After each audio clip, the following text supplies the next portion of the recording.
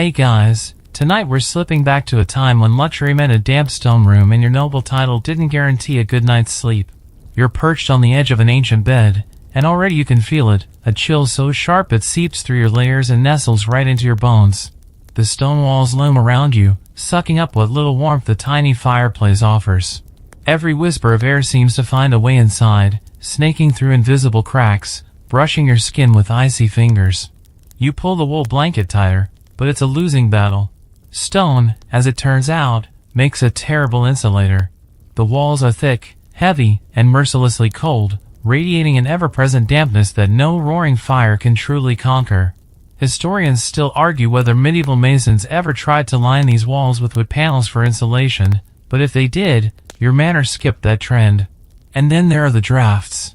Oh, the drafts. The castles and manors, built for defense, not comfort, are riddled with arrow slits, ill-fitting doors, and open rafters. Warm air rises, of course it does. Physics doesn't care about your lineage, leading you down here, teeth chattering, wondering if frostbite is a noble's rite of passage. You consider moving closer to the fire, but the smoke's already filling the room. These stone chimneys are a medieval experiment at best, often backdrafting clouds of soot and cinders. Your eyes sting, your throat scratches, and you debate whether suffocating in your sleep might just be a quicker way to go. So, before you get comfortable, take a moment to like the video and subscribe, but only if you genuinely enjoy what I do here. And hey, tell me where you're listening from and what time it is right now. Let's see who's staying up way past their bedtime with me. Now, dim the lights, maybe turn on a fan for that soft background hum, and let's ease into tonight's journey together. You shift again, trying to find a pocket of warmth, but the cold finds you first. It wraps around your ankles, creeps up under the layers of your nightshirt, and settles in with smug satisfaction. You imagine the day your ancestors proudly moved into this stone monstrosity, calling it a mark of power and prestige. Bet they didn't mention you'd be freezing to death every night. Back then, the ability to build with stone meant safety from raiders and rebellions. Fire couldn't raise a stone house the way it could a timber one. Problem was, nobody had quite figured out how to make a stone house comfortable to live in. The walls didn't just radiate cold, they also trapped dampness. Moss grew in corners. Drips of condensation slid down the inside of walls in the winter. If you slept too close to the exterior, your bedclothes might literally freeze to the wall overnight. Yes, that happened, no exaggeration. A few desperate nobles tried draping heavy tapestries across the walls to block some of the chill. They looked grand, intricate scenes of battles, hunts, or flowery vines, but they didn't do much besides giving spiders a lovely new home. Your breath fogs in the air, tiny clouds with each exhale, and you're not sure if you're proud or just miserable. Of course, you could huddle closer to the hearth, but that came with its own dangers, smoke inhalation and rogue embers, for one. And then there's the company you're keeping, not just family and servants, but mice, fleas, and the occasional rat, all equally thrilled about the warmth. Tonight, like every night, you promise yourself you'll commission better fireplaces, maybe heavier curtains, or, and here's a radical thought, find someone who can design a window that actually shuts properly. Glass, after all, exists, though mostly in the form of tiny, brittle panes reserved for the richest of the rich. Historians still argue whether any but the topmost nobility bothered trying to glaze their windows. Most folks just stretched oiled cloth or stuck parchment over the holes. That's what you've got tonight, a window that flaps and rattles with every gust, providing the world's worst lullaby. You tug your blanket higher, but the cold finds its way in anyway, poking at you with icy fingers. Sleep, you realize, is going to be a negotiation, not a certainty. You'll doze off eventually, only to wake with numb toes and an aching back, but that's just life in a stone mansion. Better luck tomorrow night. You shift under your covers again, but there's no escaping it, not the cold, not the discomfort, and certainly not the scratching. You think it's just an itch at first, maybe from the rough wool of your blanket. But no! No, this is deeper, more sinister. Your bedding is alive. Or at least, it plays host to a thriving community. Lice, fleas, tiny, unwelcome bedmates you can neither see nor truly escape from. You scratch the back of your neck and imagine them marching up your spine like they own the place, because they sort of do. Medieval bedding wasn't exactly known for its hygiene. Sheets were washed maybe once a season if you were lucky, and even that involved beating them senseless with paddles down at the river. Soap? Sure, if you think lion animal fat count. Mostly, it was a good rinse and prayers for divine intervention.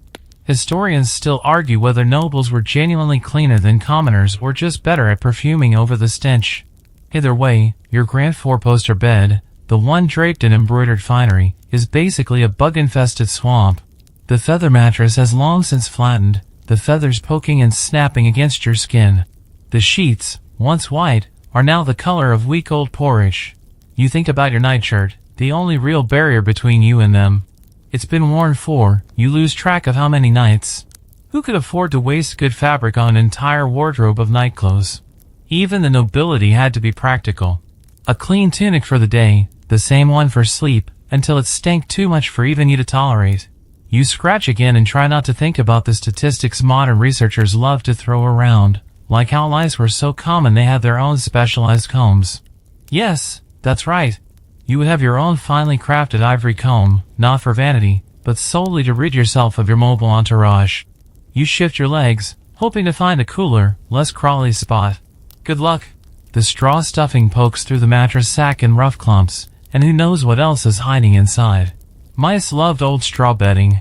They'd burrow in, build nests, have entire generations born and raised beneath you while you slept, blissfully ignorant, or maybe not so blissfully aware, given the occasional scratchy, wriggling feeling against your calves.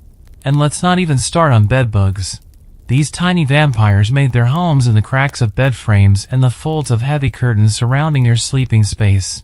They waited until the room grew dark and warm, then crept out for a midnight snack. You try to distract yourself by thinking noble thoughts, tournaments, grand feasts, diplomatic intrigues. But it's hard to concentrate when you're doing the medievalist shuffle, twisting and turning to find some fleeting relief. Your only real solution is to get up and walk around, but that means exposing yourself to the cold air again. You sigh and scratch your wrist, only to realize that all this movement has rustled something under the covers. A tickle against your toes, a mouse? You freeze, heart racing. You try to convince yourself it's just the straw shifting, but in the pit of your stomach, you know better. Flicking your toes cautiously, you hope to scare whatever it is away without having to fully commit to uncovering your feet to the frosty air. Victory! You feel a scuttle and a darting sensation as the tiny intruder flees toward the edge of the mattress. Congratulations. You're the proud landlord of a small rodent colony. The stone floors don't help either. Even if you did decide to abandon your infested bedding, there's nowhere good to go. Cold, damp, and probably swarming with even more critters, the flagstones might as well be the bottom of a swamp for all the comfort they offer. So you stay put, shifting and itching, resigning yourself to the reality that medieval luxury had its limits. You're a noble, powerful, respected, feared even. But tonight, you are at the mercy of the smallest tenants in your castle. Sweet dreams. The itching has barely faded when a new discomfort wafts into your consciousness, the smell of smoke. You blink into the dimness and realize the air isn't just cold tonight, it's gritty. Smoky. You cough once, twice, as you sit up and look around the room, thick with a haze that clings low to the floor. The fire's not out, no, it's doing what medieval fires often do, misbehaving. The chimney, a marvel of primitive engineering, was supposed to carry the smoke up and out. But in reality, it often did the opposite, belching gray clouds back into the room whenever the wind shifted wrong or the flue, such as it was, got blocked with soot. Historians still argue whether medieval chimney design was more about status than function, and honestly, sitting here now, you'd bet your last silver coin on the former. You shuffle closer to the fire, hoping to warm your feet without choking on the smoke. The flames sputter, casting crooked shadows up the stone walls, but the warmth barely travels more than a few feet from the hearth. The rest of the room stays stubbornly icy, a cavern of cold punctuated by random plumes of acrid air. Breathing shallowly, you try not to cough too much. The soot's gotten into your throat, scratchy and dry. Maybe tomorrow you'll send a servant to sweep the chimney, but truthfully, you know it won't help. These old mansions weren't designed for cozy evenings, they were designed to outlast sieges and impress visiting lords, not to keep you comfortable while you slept. The fire itself is another hazard. A roaring blaze might seem ideal on a night like this, but you know better. Medieval fires had a nasty habit of leaping from hearth to tapestry to roof beam with alarming speed. One stray spark, one over-dry log, and you could find yourself fleeing through smoke-choked corridors in the dead of night, robe half on, one boot missing, hair singed at the edges. It's a risk you can't afford to ignore, so you keep the fire small, tame, even though it leaves you shivering under threadbare furs. You can't even close off the chimney entirely, there's no damper. So, you gamble each night between freezing and suffocating. Decisions, decisions. You think about earlier tonight, about the feast. There was roast goose, thick stews, enough ale to sink a small boat. The main hall had roared with laughter and clanking cups. But all the noise and warmth were left behind hours ago. Up here, in your drafty stone fortress, the party feels like a cruel memory. You blink through the haze, spotting the high beams of the ceiling above, blackened with centuries of soot buildup. They loom like the ribs of some great dead beast overhead. Every once in a while, bits of old soot or the odd spider drop from them, silent reminders that you are never truly alone here. Another gust of wind rattles the shutters, not that they're glass, of course.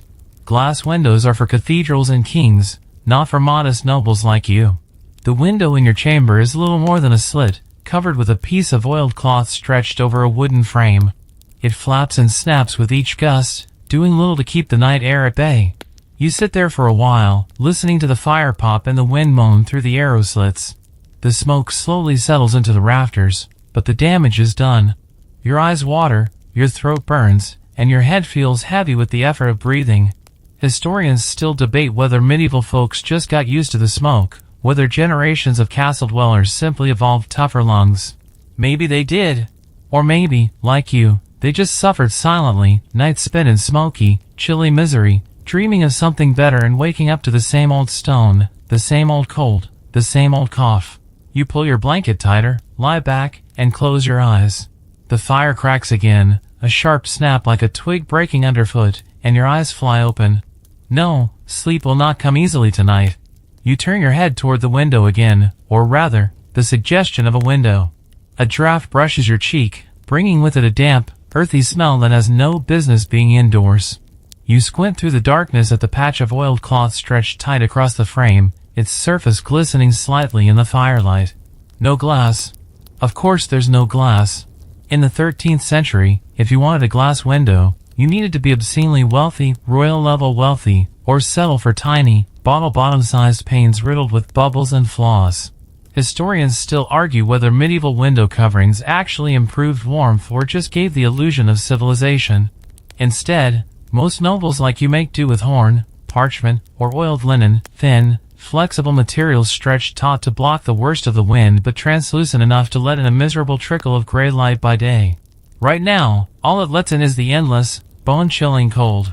You can see the cloth twitch with every gust, like the mansion itself is breathing, exhaling sorrow. You could close the shutters, heavy wooden boards meant to brace against storms and intruders. But they don't seal well. You learned long ago that even bolted shut, they rattle in the wind like skeletons arguing about whose turn it is to haunt you. Besides, you don't want to plunge the room into complete darkness. That would leave you truly alone with the night, and the noises. Another gust, another slap of cloth against the frame. You wonder for a moment how much warmer it would be to nail the window shut entirely. But then you think about the smell. Without ventilation, the thick air would become a stew of smoke, damp wool, stale food, and the too familiar scent of unwashed bodies. It's a delicate balancing act. Too much air and you freeze, too little and you suffocate. You consider calling for a servant to hang an extra tapestry over the window, a heavy one, embroidered with some long-forgotten ancestor's heroic deeds. Not that it would do much. Stone walls and oiled cloth don't exactly create a cozy atmosphere, no matter how many layers you pile on. You pull the blanket over your head for a moment, trying to trap some warmth. It doesn't help. Your breath immediately turns the small pocket of air into a damp, clammy cave. Lovely. You toss the blanket back down and glare at the quivering window. Historians still debate whether medieval nobles truly minded these discomforts or simply accepted them as part of life. Perhaps they thought suffering built character. Perhaps they told themselves the discomfort was a sign of nobility, of toughness. You suspect they mostly just complained to their servants, loudly, bitterly, and with many inventive curses. And yet here you are, shivering in your bed, wealthier than most of the kingdom, and no closer to comfort than a peasant in a drafty hut. You laugh under your breath, a soft, bitter chuckle, and it mistily floats up to the low, smoky ceiling. Outside, the wind howls again, rattling the shutters and whistling through the cracks. You imagine it threading through the trees, bending branches low, sending leaves skittering across the frozen ground. Inside, it feels like the mansion is less a fortress and more a sieve, leaking warmth and hope in equal measure. You turn over once more, tugging the thin furs tighter, trying to will yourself into sleep. But between the lice, the smoke, and the relentless drafts, you know tonight will be a long battle. Sleep might come eventually, or it might not. Either way, you'll rise tomorrow with a sore throat, stiff joints, and a deep appreciation for the simple luxury of a day without frostbite. And as you close your eyes, the window cloth flaps again, whispering another cold secret into your ear. You lie still, eyes half closed, but you're not alone. Not truly. There's a presence in the room, subtle but undeniable, the heavy velvet curtains that surround your bed, swaying slightly with each draft. They are beautiful, ornate, embroidered with gold thread and strange beasts, but their beauty hides a darker purpose. You didn't choose them just for the decor. You chose them for protection. Protection from what? Well, it depends on who you ask. Practical nobles will say the curtains are meant to trap heat, a tent within the freezing room. Spiritual nobles, on the other hand, have a different answer. The curtains are there to keep the spirits out.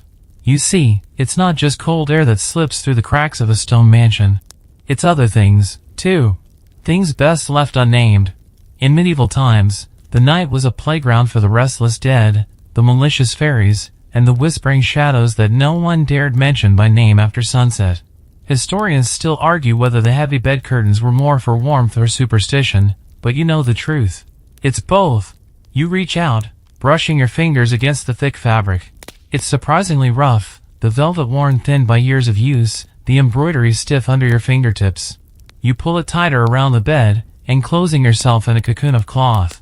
The air inside grows slightly warmer, or maybe it's just your imagination.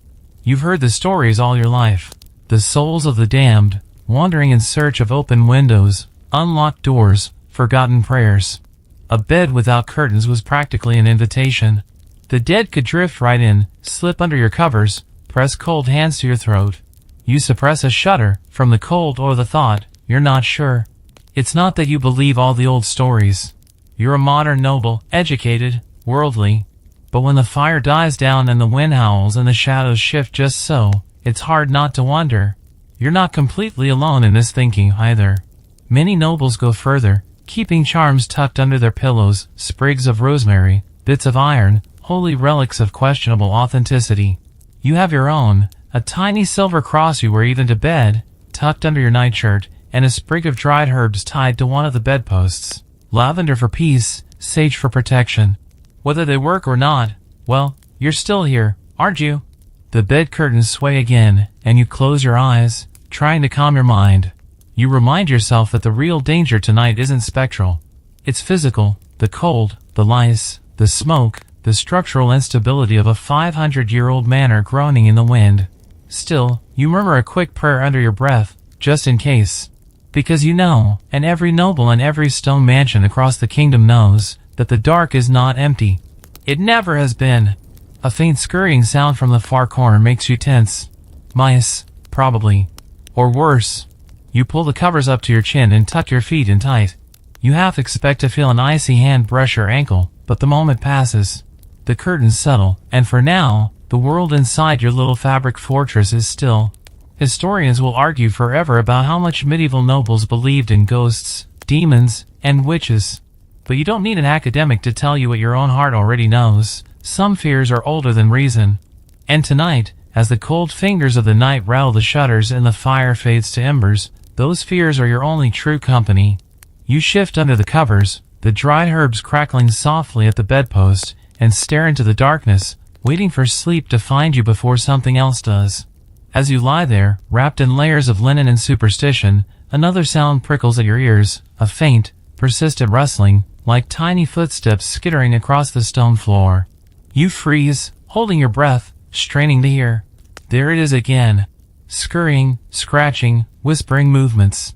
You pull the bed curtains tighter, but you know they won't keep them out. Mice. Rats. Creatures of the night as much a part of castle life as the damp and the draft. You can picture them now, noses twitching, little claws clicking on the stone, teeth ready to nibble at anything remotely edible. and you are the proud resident of a home that's practically a rodent paradise. Historians still argue whether medieval castles were dirtier than peasant cottages, but you have your own nightly rodent census to confirm the truth. You try to tell yourself they're harmless. Just a few mice looking for crumbs. But you've heard the stories. Rats the size of small dogs lurking in the kitchens. Mice gnawing at the edges of blankets, at the leather of shoes, even, horrifyingly, at sleeping fingers and toes when times got lean. People talk about medieval castles as if they were grand and glorious places, but they never mention that you're essentially sharing your bedchamber with a plague on legs. You inch your feet higher under the covers, away from the floor, away from temptation.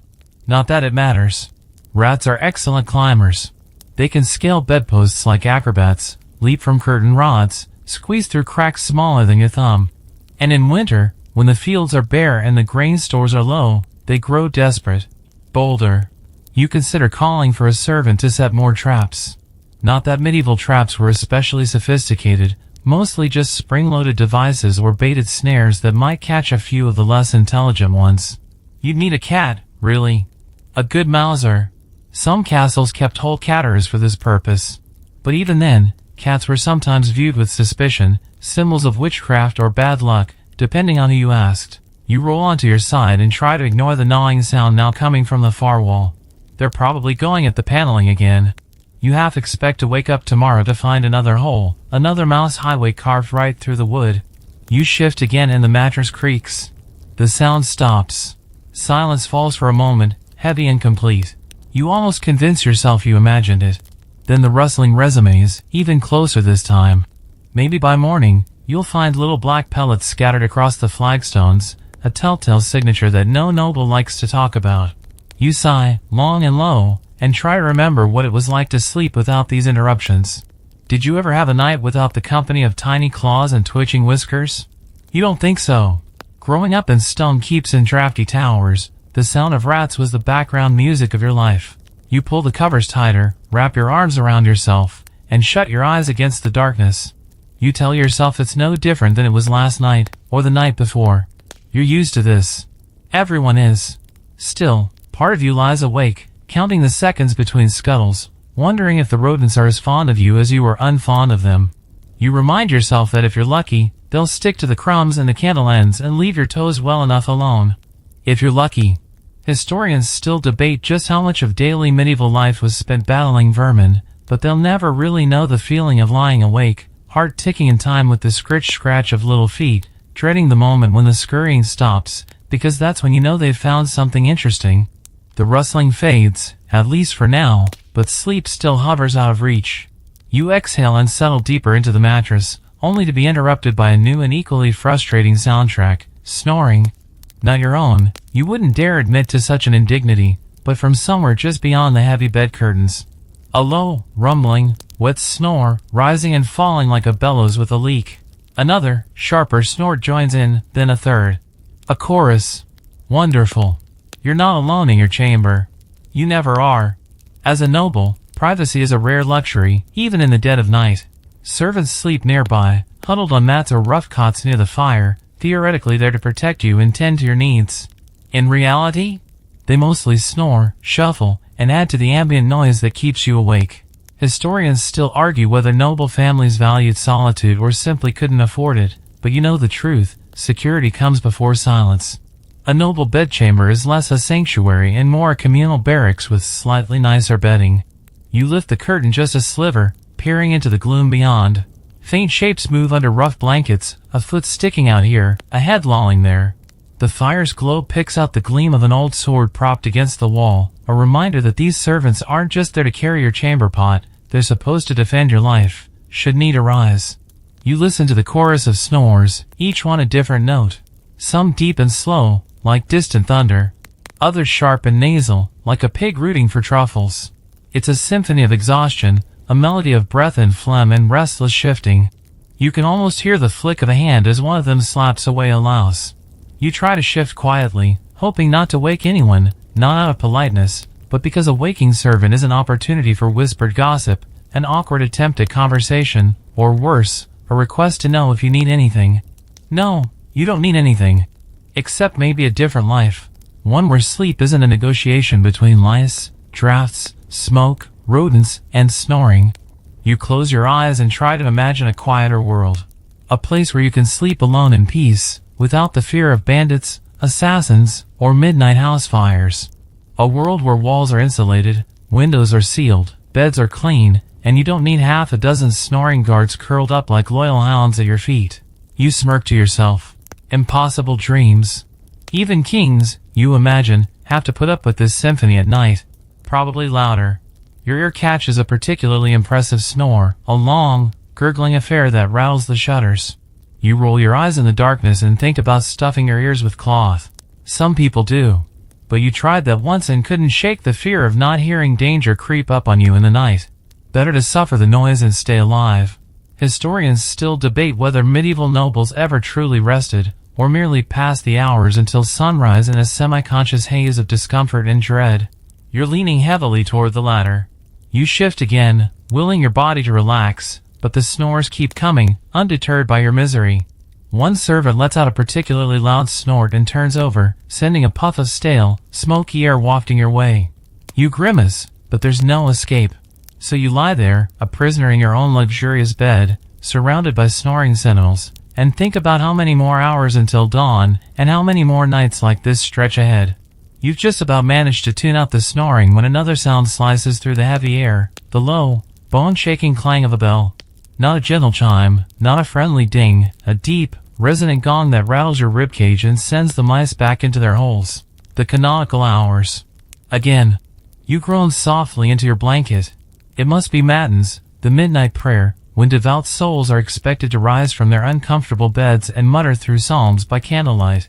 Historians still argue whether nobles took their religious duties seriously or just left the praying to monks, but here in your household, you don't have much choice. Piety is good for appearances, and appearances are everything. Another gong, slower this time, rolling out over the frosted fields beyond your walls. The church bell has no sympathy. It calls, and it expects obedience, even if you'd rather be anywhere but kneeling on cold stone, pretending to care about Latin verses while your mind screams for sleep. You stay still, hoping the servants think you're already up and gone. Maybe they'll leave you be, let you steal a few more moments under the covers. But no! You hear a stirring outside the bed curtains, a soft cough, the shuffle of boots on flagstones. Someone is preparing to rouse you. You sigh and brace yourself for the inevitable. Sure enough, a quiet voice threads through the darkness. My lord, the bell. You grumble something that might pass for acknowledgement and toss the covers back, the cold slapping your skin like a wet fish. The fire has burned low, the embers glow weakly, offering just enough light to see your breath misting in front of you. You swing your legs out of bed and instantly regret it. The stone floor is colder than death. Slipping your feet into rough leather slippers, you shuffle toward the robe hanging by the bedpost. It's heavy, fur-lined, and it smells faintly of smoke and mildew, better than nothing. You don't even bother lacing it properly. What's the point? The chapel's only a few drafty corridors away, and you'll be back before the feeling returns to your toes. You step out of the bed curtains, and the cold strikes you full on, no longer filtered by your flimsy cocoon of velvet and linen. The servants avert their eyes, careful not to look too closely at their disheveled lord. Hierarchies must be maintained, even when everyone is half asleep and miserable. The corridors are worse, long stone tunnels that funnel the wind like some malicious spirit. Your candle barely holds its flame, flickering wildly as you trudge down the passage, each footstep a soft slap on the icy stones. And then the chapel. Small, stark, and just as cold as the rest of the mansion. You drop to your knees on the hard floor, the chill slicing through robe, nightshirt, and skin in seconds. The priest mumbles something in Latin, his voice more drone than chant. Your mind drifts, floating somewhere between prayer and sleep. You sneak a glance around. A few other household members kneel in scattered clumps, servants, guards, your steward. Their faces are pale, pinched, and weary. No one wants to be here, but duty demands it. Historians still debate whether medieval piety was genuine or just good politics. Right now, you don't care. You mumble the required responses, shuffle through the motions, and pray, not for salvation, but for the bell to finally stop. After what feels like an eternity, the prayers conclude. Another cold trudge back to your chamber, another wrestle with stiff bedclothes, Another awkward shuffle to find the least itchy, least lumpy spot on your straw-stuffed mattress. The snoring resumes almost immediately from the servant's corner, and you close your eyes, willing sleep to return. Outside, the bell tower looms against the starless sky, its iron tongue hanging still, for now. But you know it won't stay silent long. Another canonical hour is always lurking, ready to drag you from your fitful slumber once more. You pull the covers tighter around you, and the cold breathes in with you, uninvited and unrelenting. You drift in a shallow pool of half-sleep, only to be jolted awake again, this time not by bells, or drafts, or scurrying rodents.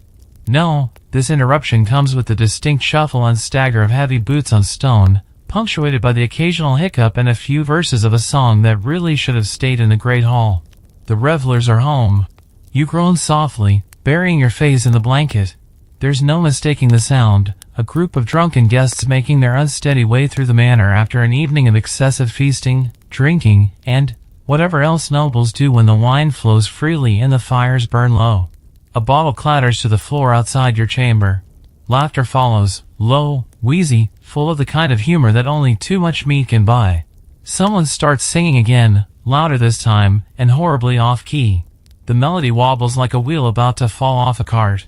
Historians still argue whether medieval banquets were truly as raucous as the later poets claimed, but lying here now, you're inclined to believe the worst of it. Feasts might start with noble toasts and grand speeches, but by the third course and the fourth jug of ale, manners are as forgotten as the spoon you accidentally dropped into your stew. You hear a body thud against the wall. More laughter. Then the unmistakable, stomach-turning sound of someone retching in the corridor. Lovely. You squeeze your eyes shut, hoping they'll stumble past your chamber door without noticing. After all, the main sleeping quarters are down another hall. Let them vomit and snore their way through someone else's night for a change. But luck, as you well know, is not your closest companion. The door creaks open. A snicker. Footsteps inside, uneven and heavy, the floor groaning under their weight. Someone mutters, probably about how dark it is, or about needing a place to crash. You don't dare move, you barely breathe. You listen as boots scuff against the stone floor. There's a drunken debate about whether this is someone's room. The voices drift closer to your bed, thick with ale and arrogance. You wonder whether to throw back the curtains and remind them whose chamber this is, or whether it's better to feign sleep and let them pass. You weigh the risks. Confronting a drunk noble, no matter how minor his title, can lead to arguments, duels, or, worst of all, political headaches. Feigning sleep wins. The footsteps linger a moment longer. A muttered curse, a bark of laughter, and mercifully, a shuffle back toward the door. Another crash, possibly a jug dropped or a sword knocking against stone, and then they're gone, their laughter fading into the corridor's long, cold throat. You lie frozen for a moment longer, waiting for silence to fully settle. Only when the last echoes die do you let yourself exhale. The revelers are a familiar nuisance. They're what happens when you gather bored nobles, limitless wine, and a long winter night. You would think living in stone mansions would encourage quiet introspection. Instead, it seems to encourage drunken wandering, singing, and public displays of gastrointestinal distress. Historians still debate whether medieval parties were more refined than later centuries' portrayals, but you're here, now, listening to someone stumble and retch down the hall, and refinement is not the word that comes to mind. You shift under the covers again, willing your heart to slow. Another draft sneaks in through the rattling shutters. Another sharp snore rises from the servant's pallet. Another scratch echoes from the far wall where the mice have resumed their night shift. And somewhere deeper in the mansion, the drunken chorus picks up again, muffled, but insistent. Sleep remains as distant as ever. Eventually, the revelers stagger far enough away that their racket fades into a dull background thrum, like a headache you can't shake but can just about ignore. You close your eyes again, shifting on the bed, adjusting your pillow in a futile quest for comfort. You think longingly of modern luxuries you can't even name because they haven't been invented yet. You have a mattress, after all. Or at least something that passes for one. You reach down and thump the bedding beneath you. The sound is flat and scratchy, like knocking on an old broom. You know exactly what's inside, straw. Lots of it, stuffed into a linen sack, tied up tight and expected to pass as a soft, cozy place to lay your noble head. Straw mattresses, or pallias, were standard fare, even for people of your wealth. Historians still argue whether some of the richer lords had feather beds, but those were rare, reserved for the king's closest friends or the kind of dukes who could bankroll entire wars. You, dear sleeper, make do with straw. And not even fresh straw. No, this batch has been slept on for months. It's compressed, musty, and smells faintly of earth and mildew. Worse still, it's home to an entire ecosystem of mites, fleas, and, if you're truly lucky, the occasional flea-ridden rodent seeking warmth. You roll onto your side. The straw shifts beneath you with a crunchy sigh, and a sharp stalk pokes through the sack, stabbing you just below the ribs. Perfect. You shift again, and another stalk jabs your thigh. You think about getting up and fluffing the mattress, a common medieval nighttime chore. But that would mean braving the cold air outside your curtained cocoon, and frankly, you'd rather wrestle with the straw. You wriggle, trying to flatten the worst lumps. It's like lying on a sack of thistles. Your hip aches from where the mattress has gone thin, and you can feel the wooden bed slats beneath, hard and unyielding. You wonder what the peasantry sleeps on. Probably the floor, or a pile of straw right on the dirt. They would probably consider your lumpy mattress a luxury. You stifle a laugh at the thought, a bitter, exhausted chuckle that puffs out in a cloud of frosty air. The rustling of the straw reminds you of something else, insects. Straw mattresses are notorious for harboring all kinds of six-legged visitors. Bedbugs, of course, but also lice, mites, and worse.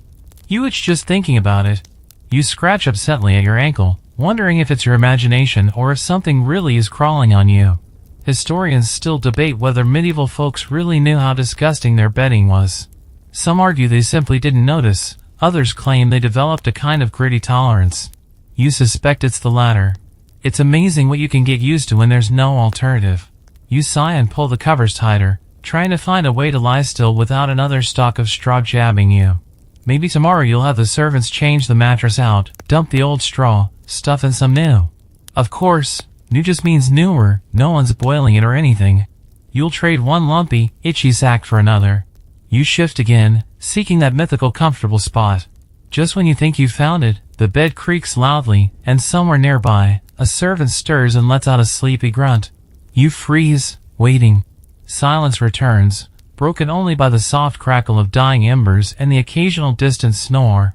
You settle back down, willing your body to relax, to stop noticing every itch, every lump, every sound. Maybe if you lie very, very still, sleep will mistake you for already gone and finally descend. The straw crunches softly as you exhale, a dry, crackling whisper that fills the quiet darkness. You lie there in uneasy truce with the mattress, only half aware of the night ticking past, when a new anxiety slithers into your mind. Fire. Always fire. You glance at the hearth. The embers glow faintly, a dying dragon huddled in the pit. But it's not the fire itself that worries you. It's everything around it, the dry rush mats strewn across the stone floor, the heavy tapestries swaying in the draft, the wooden beams overhead darkened by centuries of soot. One stray spark, one neglected candle, that's all it would take. A little flicker, and your entire stone mansion becomes a death trap. Stone walls may not burn, but wooden roofs do. And the thatched outbuildings and the servants' quarters? They might as well be tinderboxes. Historians still argue whether medieval fires were common accidents or rare disasters, but living here, you know better, they were both, common and disastrous. You shift, trying not to let the thought burrow too deep.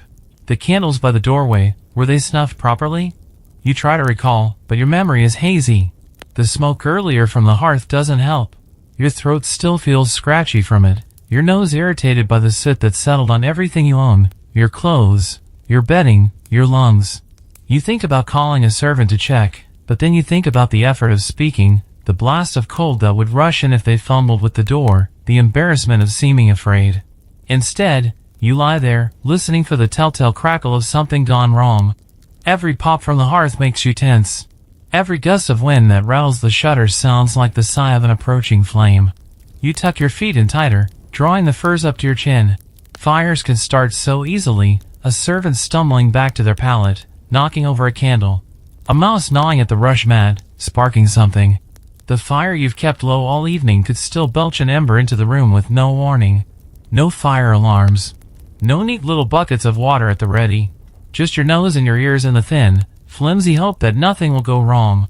You think back to the great fire that consumed your cousin's manor last winter. A spark from the hearth ignited a tapestry, and by the time anyone noticed, half the estate was gone. The survivors barely escaped with their lives, fleeing barefoot into the snow. You pull the covers even tighter, feeling the sweat start to beat at the back of your neck despite the cold. Historians debate whether medieval nobles lived in constant fear of fire. You don't need a historian to tell you that the fear is real.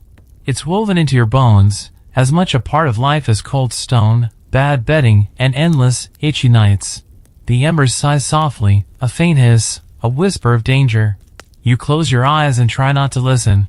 You drift into another uneasy doze, but your brain won't fully let go.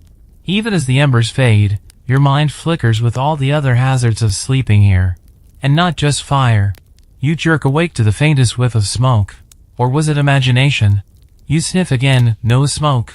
Just the usual, damp stone, old wool, and that faint, underlying scent of something, rank. You tell yourself it's the mattress, or the servant's corner. But there's a sharper edge to it tonight, something metallic, something uneasy. You know that smell. It's fear. Not yours, exactly, but a reminder that danger lurks even in the safest stone walls. Because tonight, like every night, your mind won't stop whispering. What if it's not just rats and cold drafts you should fear? What if it's someone with a knife? You lie still, listening harder. Silence, broken only by the faint crackling of cooling embers and the occasional shuffle of a dreaming servant. You remind yourself that you're well guarded. There are men posted at the main doors. The gates are bolted. The walls are thick. And yet, everyone knows that no lock is truly safe. Medieval doors are heavy, sure, but the bolts are wooden, and even a sturdy bar can be broken with enough force and bad intentions. A determined thief could slip in. A discontented servant.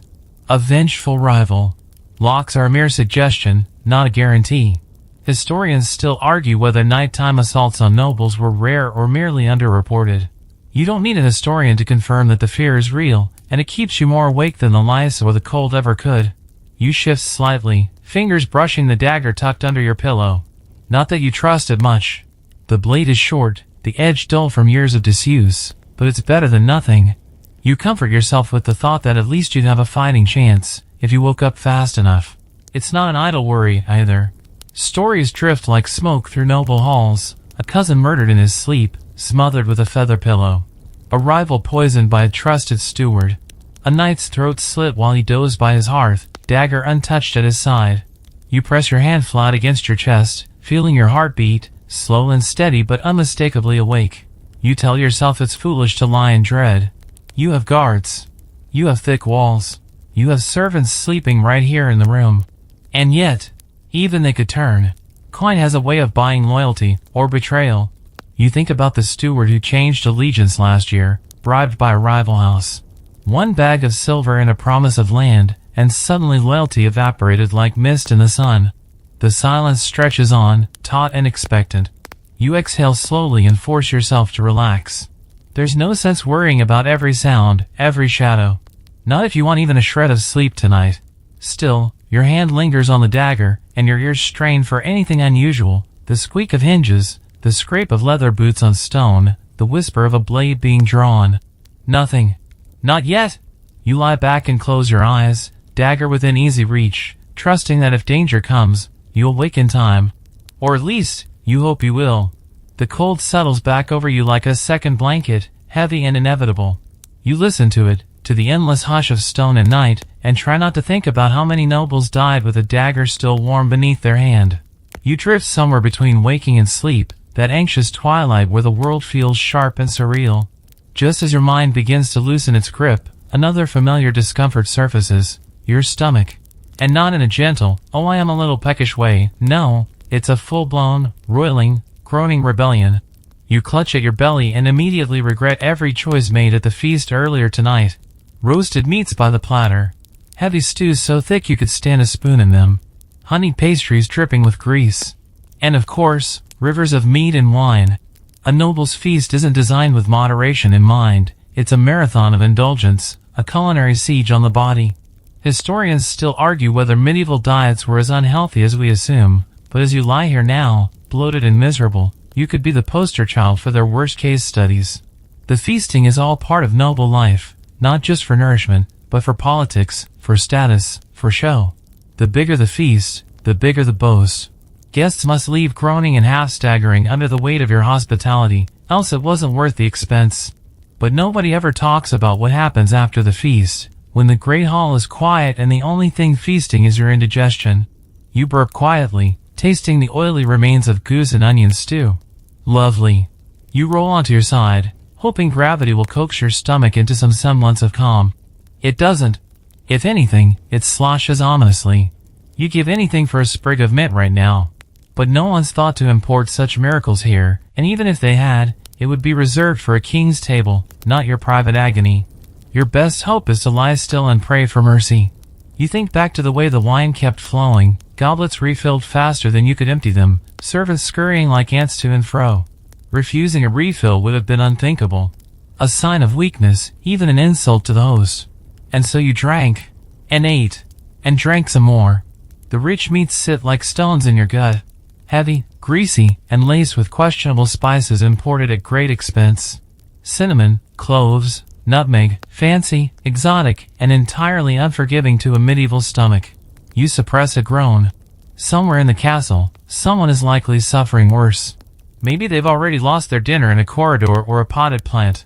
Maybe that someone is you, a few hours from now, scrambling for a chamber pot in the dark.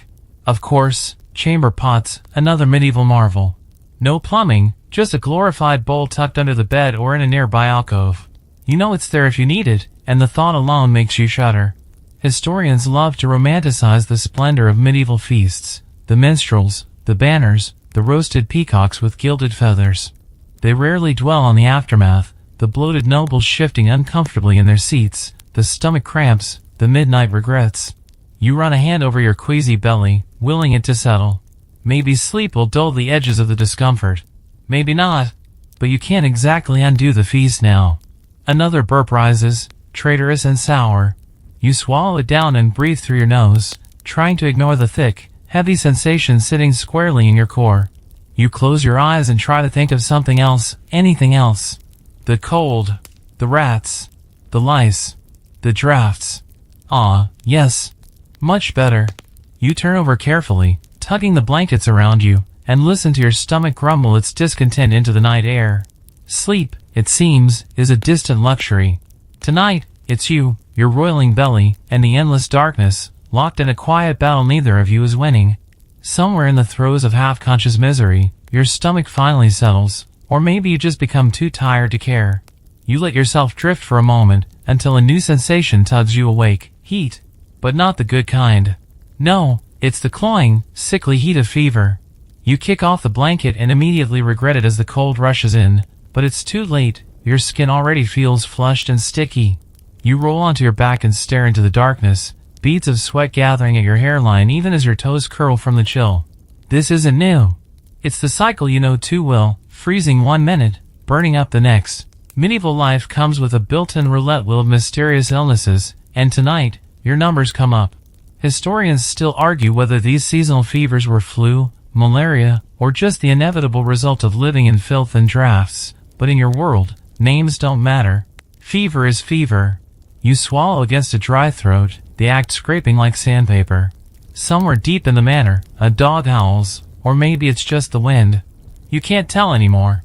The edges of the room feel too far away, like the walls are drifting back into shadow. The worst part? You don't even know if you're truly sick or if it's just another bad night. Medieval medicine is a guessing game at best. One day's chill is another day's deadly ague. You could sweat it up by morning, or you could wake to find a priest muttering last rites at your bedside. You shift under the covers, trying to find a cool patch, but the straw mattress holds the heat like a pot left too long by the hearth.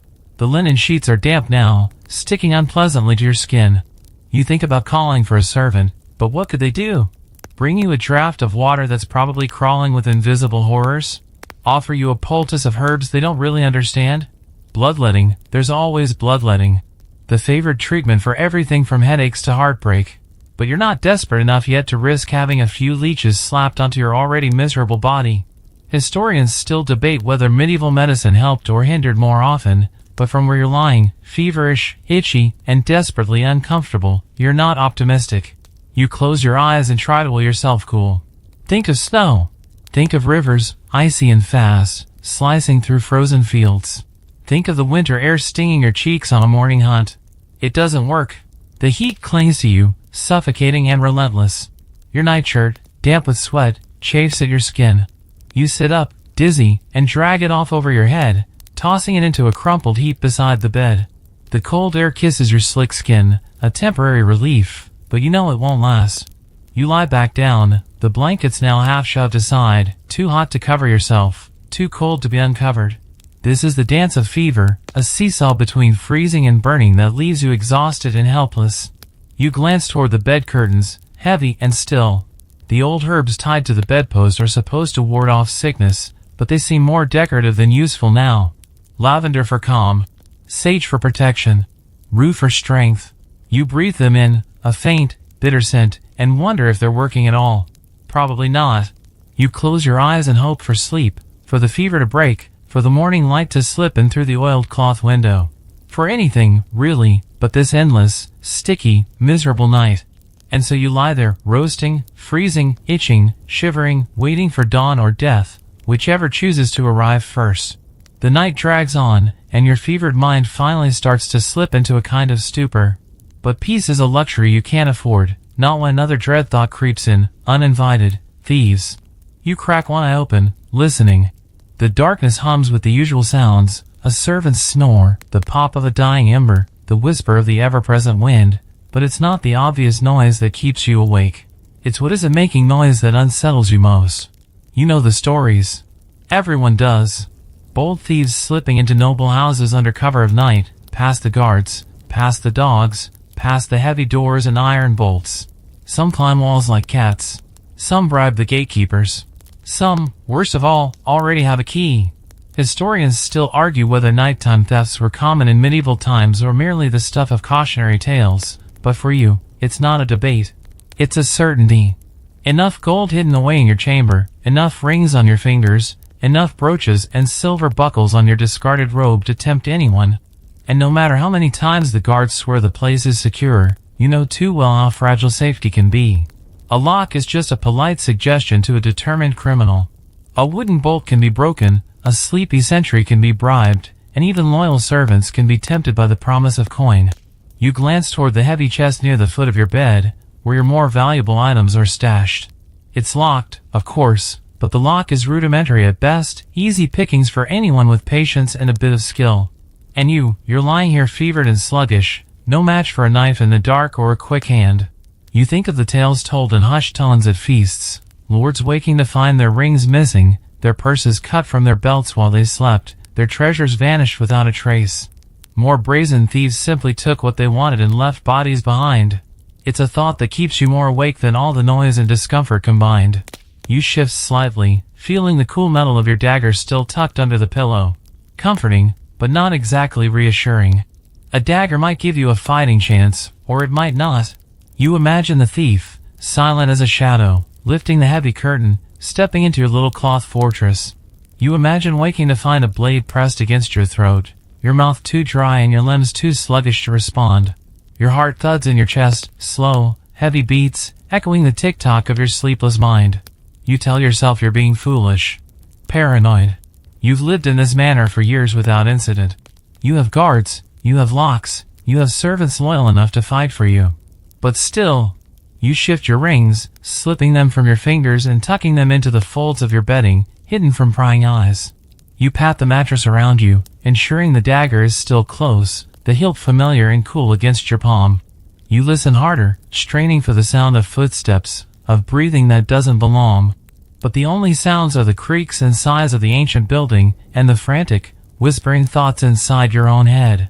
Historians love to debate the practicalities of medieval security, but lying here now, you realize there's a deeper truth they miss. At its core, security in these stone mansions wasn't about walls or locks or guards. It was about fear. About lying awake at night, wondering if tonight was the night you'd hear the wrong footstep. You close your eyes tightly, forcing yourself to lie still, to breathe slow and shallow, feigning sleep.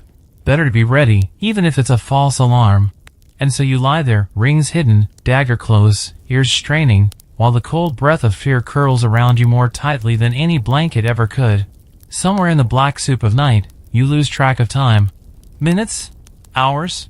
You can't tell. You only know you haven't truly slept, not the deep, oblivious sleep you crave. You lie there, tense and twitchy, every creak of wood and whisper of wind convincing you that something, or someone, is moving just beyond the bed curtains. But then, another sound worms its way in. A deep, slow tolling. Not the urgent clang of the canonical hours, but a slower, heavier sound. A mournful peal that drifts through the cold air and settles on your skin like ash. The death knell. You freeze under the covers. Everyone knows the meaning of that slow, deliberate bell. Someone has died. The bell tolls again.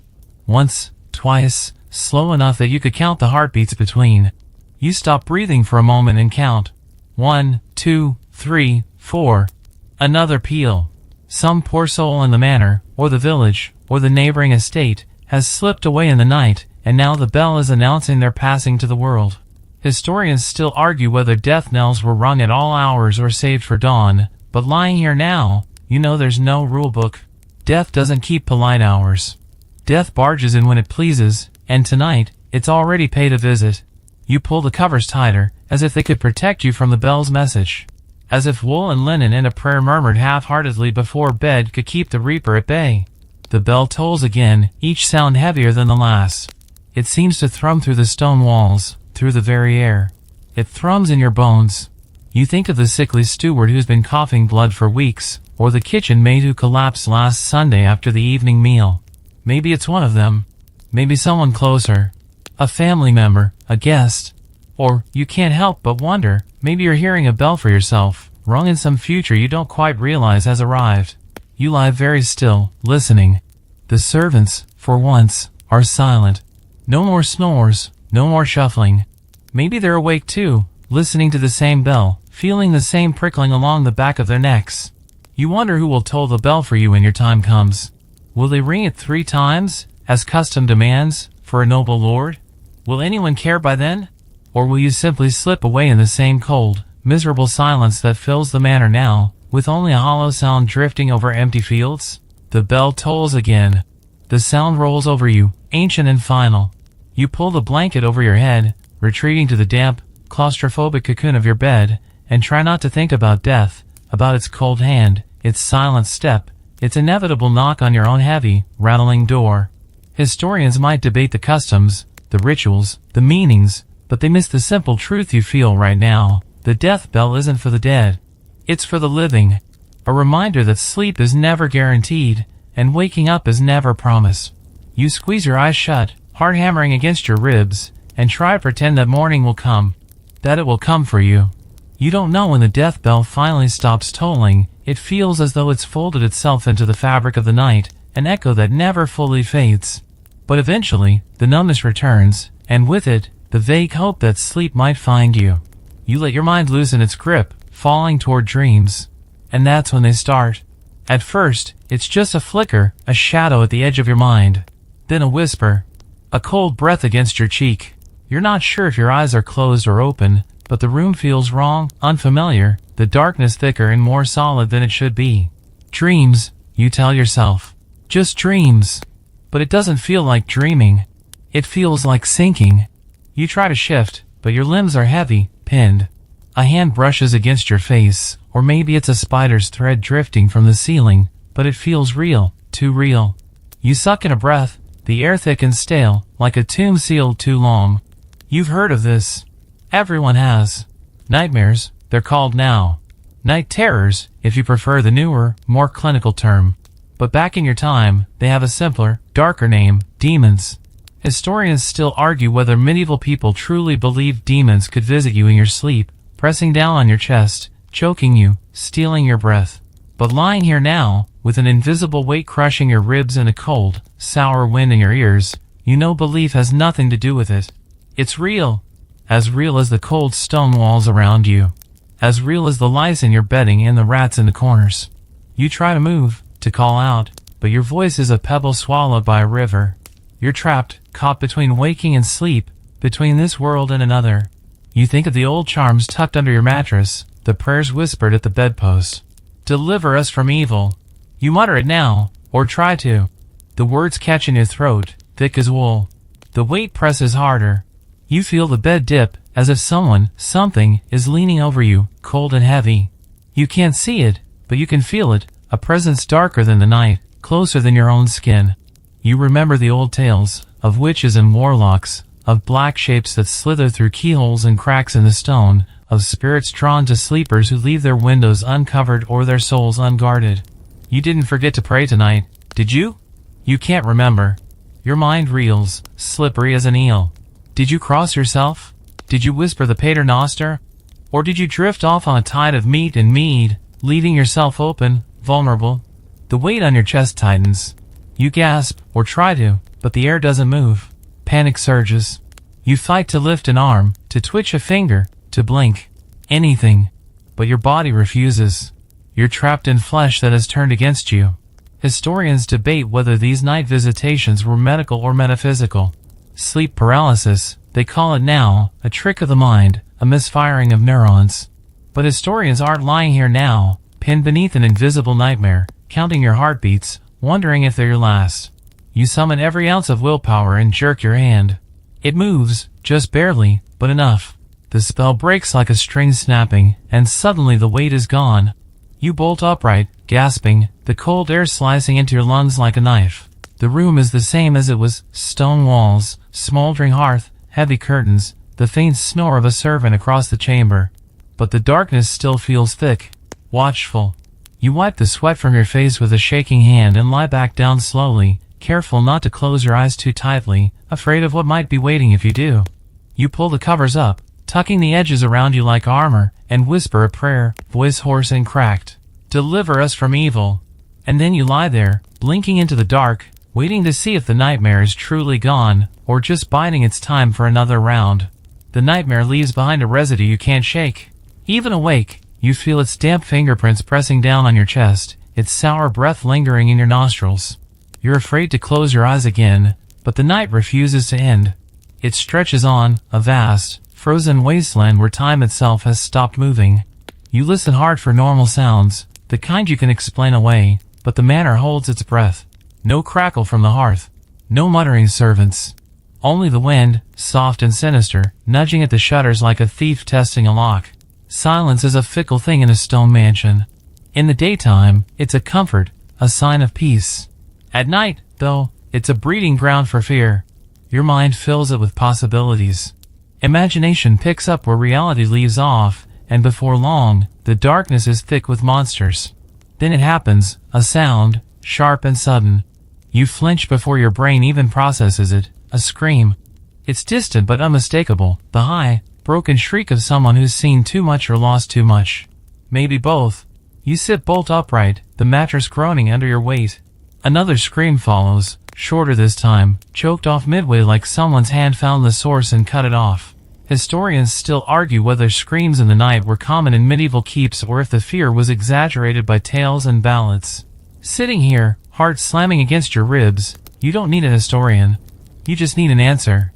You strain your ears, but the silence returns, thick and indifferent, like the manor is swallowing the sound whole. You glance toward the doorway. No movement. No frantic footsteps. No clatter of swords or shouts of alarm. Just you and your racing heart. It could have been anything, you reason. A nightmare, like yours, but worse. A servant finding a rat in their bedroll. A drunk noble mistaking a shadow for a ghost. Or it could be something worse. You think about the old stories, spirits that roamed the halls of ancient manors, screaming warnings before disaster struck.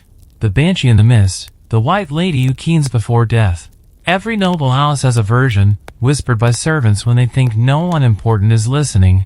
You throw the covers aside and set your feet on the cold stone floor. Better to be frozen awake than sweating in fear. You stand and pad toward the door, dagger in hand, careful not to disturb the sleeping servants. You press your ear against the thick wood, listening for any hint of movement. Nothing. You debate whether to open it, to peer into the corridor and confirm that the world hasn't ended. But another gust of wind rattles the shutters, and you hesitate. The manor feels different tonight, as if it's holding its breath, waiting. You retreat back to your bed, sliding the dagger under the pillow once more. You crawl beneath the covers, wrapping yourself in a cocoon of scratchy wool and cold fear. Historians love to write about how brave medieval nobles were, bold knights in shining armor, fearless lords commanding armies. They don't talk much about nights like this, when bravery is just the absence of running away screaming. You close your eyes, cautiously, like a man expecting a slap, and try to will yourself into sleep. But the scream lingers, stitched into the fabric of the night, and no amount of silence can cover it up. You lie still, counting heartbeats, listening to the wind batter the old walls and wondering what else might be prowling the dark, just out of sight.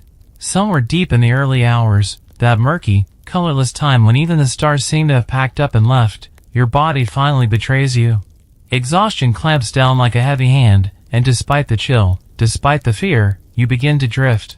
But sleep, when it comes, is thin and restless. You dream, of course. Or maybe it's just the fever spinning images behind your closed eyelids. In the dream, you walk the halls of your own manor, barefoot and shivering, the stone floors slick with something you don't dare name. The tapestries have eyes, and they follow you, blinking slowly as you pass. The wind outside moans your name, or something that sounds close enough to make your skin crawl.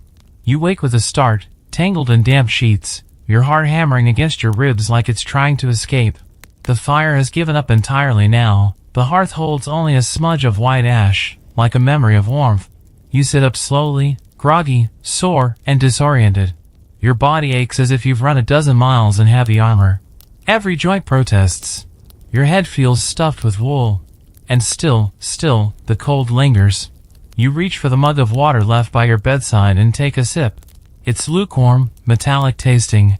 You grimace but force it down, your throat dry and scratchy from breathing smoke and stale air all night. The sky beyond the window remains stubbornly dark, though you know dawn must be close. It has to be. The night can't last forever, can it? You lean back against the flattened pillow, tugging the furs up to your chin. Your body craves more sleep, but your mind is restless, pacing like a caged animal. Every creak of timber, every sigh of stone feels exaggerated, sinister. You think about the dream again. The way the manor felt, alive, watching. It's foolishness, you tell yourself. Just the fever. Just the cold, and the drafts, and the thousand little discomforts of medieval luxury worming into your brain.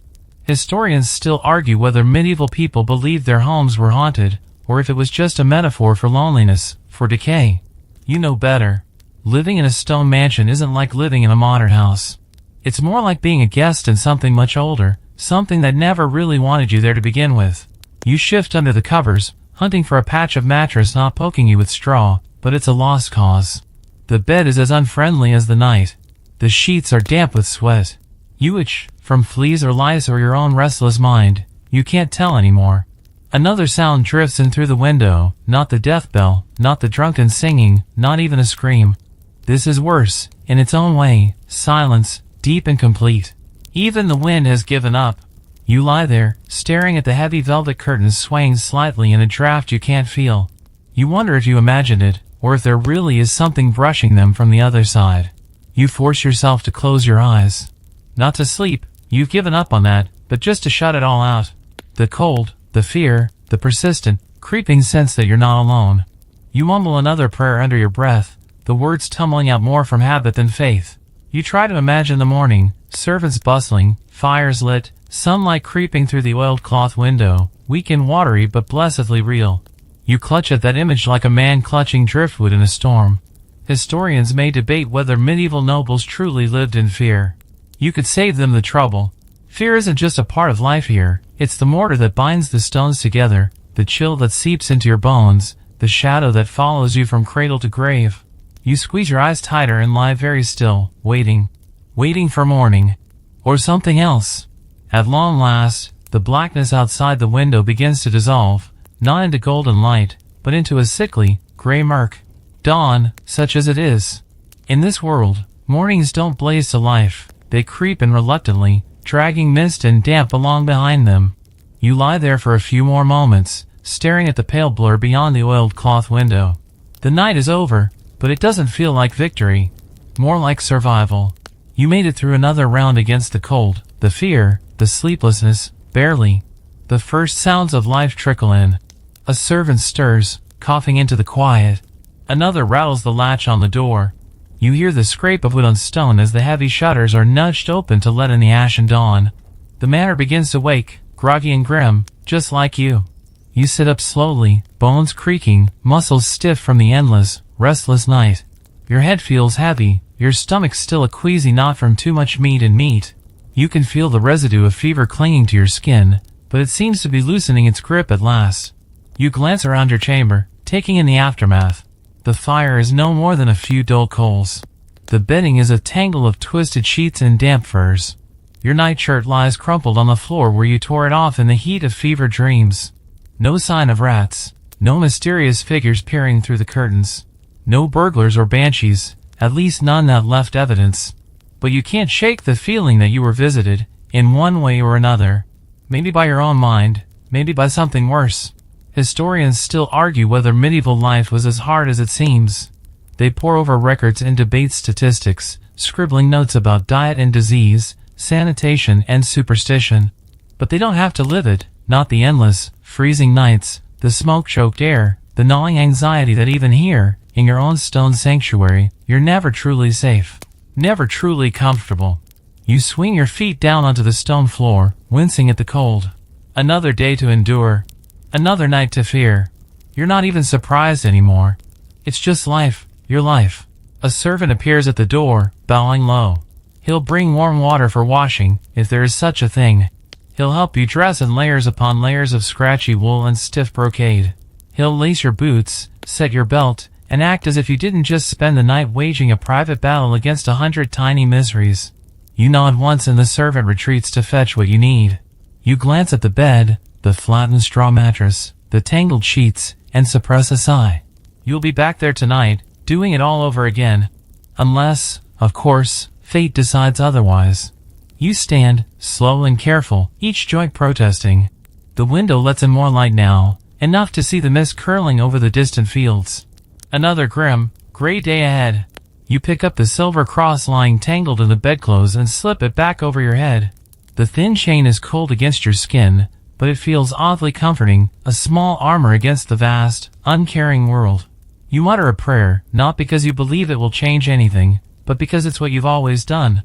Rituals, after all, are the bedrock of survival. You adjust your robe, stiffen your shoulders, and step into the day, leaving behind the bed that offered so little rest. Morning has come. You survived another night. For now. The cold stone floor fades away beneath your feet. The rough linen sheets slip into the past. The distant toll of bells, the rustle of mice, the lingering smoke, all drift backward into a time far removed from your own.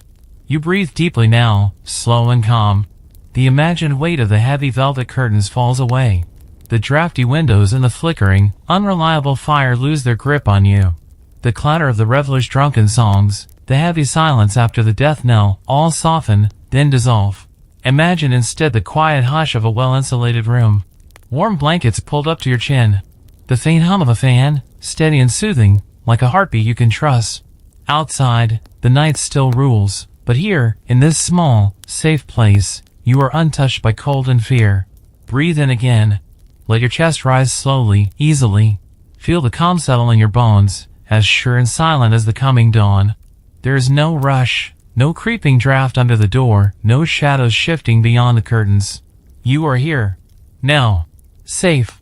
The long night has passed, as all nights do. And whatever dreams come next will be lighter, softer, kinder. Let your eyelids grow heavier with each breath.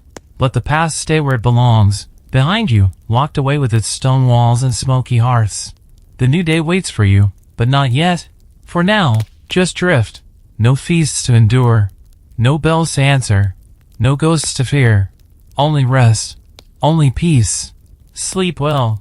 Sweet dreams.